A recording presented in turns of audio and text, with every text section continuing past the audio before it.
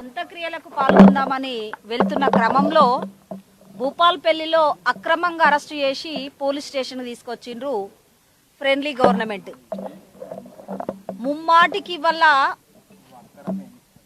ఆ తమ్ముడి చావు కారణము కేసీఆర్ కేటీఆర్. ఎమ్మెల్సీ ఎన్నికల తర్వాత నోటిఫికేషన్ ఇస్తానని ఇవ్వకపోవడం వల్ల మనస్తాపం చెంది ఇక నోటిఫికేషన్ ఇవ్వడు ముఖ్యమంత్రి. ఎందుకంటే ఉద్యోగస్తులకి 61 సంవత్సరం పెంచిండు.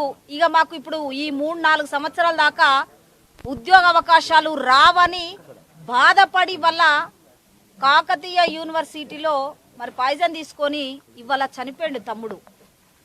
కేసీఆర్ పాలనలో ఆత్మహత్యలు, అత్యాచారాలు, హత్యలే నడుస్తున్నాయి తప్ప గాని నిరుద్యోగులకి ఉద్యోగ అవకాశాలు ఇస్తలేడు ఈ కేసీఆర్. నేను ఈ ఉమ్మడి వరంగల్ జిల్లా నుండి అధికార పార్టీలో ఉన్న మీ బిడ్డ, మీ జాతికి చెందిన బిడ్డ కవిత ఎంపీ గారు, తర్వాత ఇంకొక ఆమె మంత్రి ఉన్నది సత్యవతి రాథోడు, ఆమె ఇక మొన్న అసెంబ్లీలో మాట్లాడింది ఓ ఎమ్మెల్యే గారు, మరో గాంధీ అని పొగిడింది. మరి ఆ మాట్లాడిన కులపోళ్ళందరూ అందరూ కూడా ఇలా అధికార పార్టీలో మంత్రి పదవులు పొందుతుండ్రు. మీ జాతి బిడ్డ ఇవల్ల కేసీఆర్ పుణ్యమాని వల్ల చనిపోయిండు. మీరు వెంటనే మీ పదవులకు, మీ ఎంపీ పదవికి, మీ మంత్రి పదవులకు, మీ ఎమ్మెల్యే పదవులకు కులపోళ్ళందరూ రాజీనామా చేసి ఇలాంటి నిరుద్యోగులు ఆత్మహత్య చేసుకోకుండా ధైర్యంగా ఉండండి. కేసీఆర్ ఇచ్చిన భిక్ష కాదు, తెలంగాణ ప్రజలు ఇచ్చిన భిక్ష మీకు పదవులు అనేటి. మీరు ఎలా ఉంటారు? మీ ఇండ్ల చుట్టూ పోలీసు బలగాలను దించుకొని ఉన్నారు. ఇవల్ల సునీల్ నాయక్ తండ్రి కట్టెలు మోసి గుట్టకు పోయి కట్టెలు తెచ్చి కట్టెలు మోసి వల్ల ఆ తమ్ముని చదివిచ్చిండు.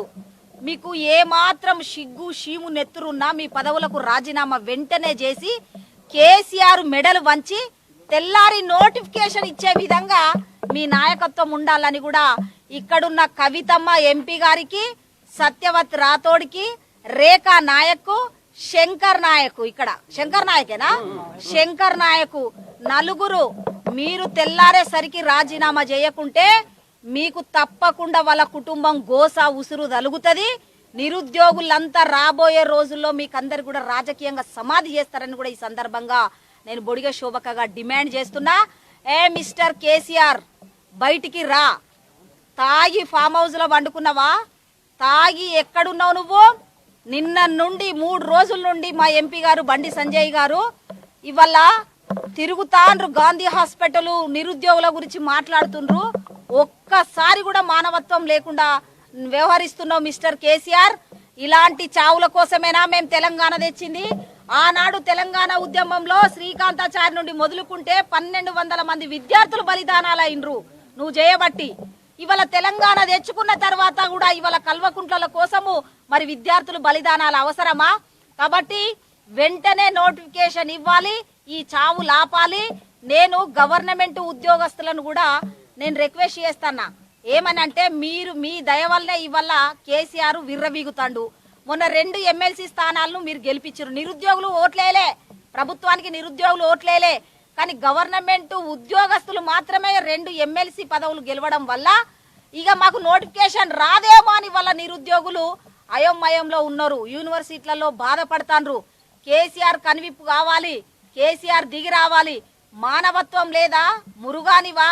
మనిషివి కాదా? ఈ రాష్ట్ర ముఖ్యమంత్రివి కాదా? ఈ నిరుద్యోగులు ఓట్లేలేదా? ఆనాడు తెలంగాణ ఉద్యమంలో కలిసి రాలేదా? ధర్నాలు రాస్తారోకలు చేయలేదా? ఛీ, నువ్వు ఎట్లా ముఖ్యమంత్రివో మేమే సిగ్గుగా తల వంచుకునే రోజు తీసుకొస్తావు కేసీఆర్. అదే విధంగా నేను ఈ సందర్భంగా నిరుద్యోగులందరికీ ఒక బొడిగ శోభకగా తమ్మి నేను విజ్ఞప్తి చేస్తున్నా. దయచేసి చావులు పరిష్కారం కాదు.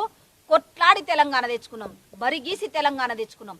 కల్వకుంట్లను కూడా బరిగీసి కొట్లాడి రాజకీయంగా సమాధి చేయాలి తప్ప గాని చావులు పరిష్కారం కాదు. తల్లిదండ్రుల గర్భశోకం మిగిలియద్దని నేను నిరుద్యోగులందరికీ విజ్ఞప్తి చేస్తాను.